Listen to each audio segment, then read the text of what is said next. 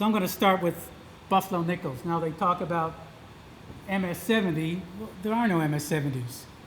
And just so you know, when we're talking about BU, the difference between a BU and AU, there can be absolutely no wear.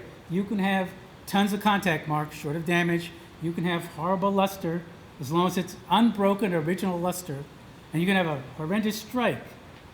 But if it has the beginnings of any kind of rub, loss of luster, you've got an AU coin. Which is why I start with AU58, because they're so close to mint state. So for the Buffalo nickel, I'm going to be looking at type 1 and type 2, because there'll be some variations. So here's an MS68, and the only thing, very slight weakness, is at the very front end edge of the Buffalo. So you can see there's in these high grades, 67, 68, there's virtually no naked eye contact marks. They're just really superlative coins. And also some of these I'll be comparing to a proof. So you can see that, with the proof, the lettering at the very edge is much sharper struck. So use the proof as a guidebook to what the artist meant for this coin to look like. So here's a reverse and reverse proof for type 1. You can see just how much sharper the horn is. And also the what we call the back edge of the main, because a lot of times on a lightly circulated coin that may be weakly struck, it looks like bumps and dents, but that isn't bumps and dents. It's the edge of the main. So these are some of the weak points on the uncirculated compared to the proof. Here's a type 2, very end of the series. And those are slightly weak points that didn't quite strike up. So the very center of the coin would be the first place to look for wear or weak strikes. So here's a MS67. And now you see just a few tiny marks, but they're buried in the hair. So they don't, to the naked eye, they'd never stand out.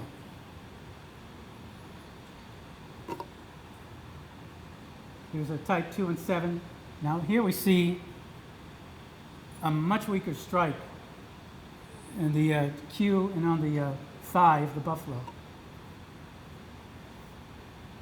So here's a 13th D type 1 and 6. There's a little divot there. Here's a type 1 and 5.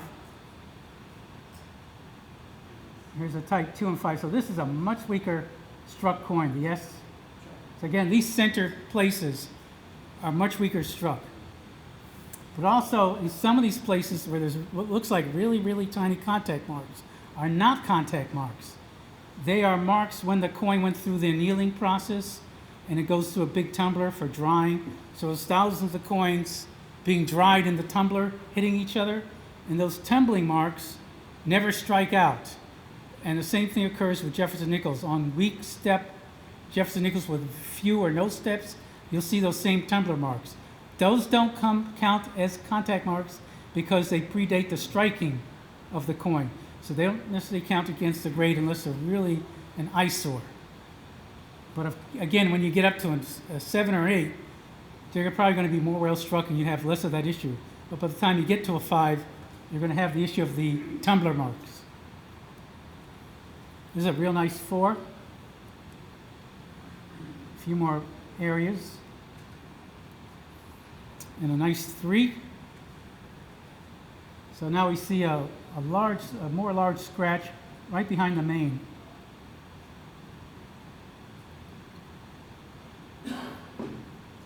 Here's a 2. So now starting with a 2, not just for this series, but with all series, I think that what they call 3, which they call choice uncirculated, I call uncirculated as struck. Before the coin suffered from 90 years of storage issues, whatever you want to call it. So choice uncirculated is really typical uncirculated as struck. And anything typically, there's exceptions, but typically when you get below a MS63, coins are going to start having problems. A lot of these problems had to do with storage, oxidation, things that weren't there when they were new, okay? But they became problematic over the decades. So start thinking about 3 as typical uncirculated as produced. Anything below that, problematic. So this they call a 2. There's no way I'm calling this a 2. There is where, again, this is as what was on the holder. So I'm going to have some ringers in this presentation. And this is definitely a ringer to me. There's no way this is an uncirculated coin. Okay? And I did this as grading service neutral. So I have NCG, Annex, and PCGS. And I try to make the slides totally grading service neutral. So this 2 is a lot worse than that 1. There's no doubt about it. This is a nice 61. Again, except for we're seeing more contact marks, it's a really nice coin. So here's an MS60, has a lot of contact marks, has a poor strike, but doesn't have wear. I know you're thinking, well, why is the head not worse on this one than the one a couple slides ago? Because that flatness by the horn is a weak strike, not wear.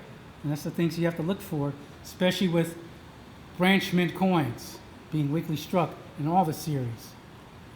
So the bottom line is no limit to contact marks. Luster can be poorly broken, strike can be flat, eye appeal can be almost non-existent, but it can be absolutely without rub or wear. So now we'll talk about AUs. I'm going to start at AU58. This has some synonyms you're familiar with. Very near mint, super slider. They just have a tiny breadth of cabinet friction. And 90 to 95% of the original luster must be present. So you see that this is an AU58 with a lot of luster. These are really the trickiest grades. And you don't want to be on the wrong side of this grade. You want to own an AU58 on scarcer dates as an AU58. Better than an MS60. And here's another AU58 type 2. Again, it's virtually nowhere.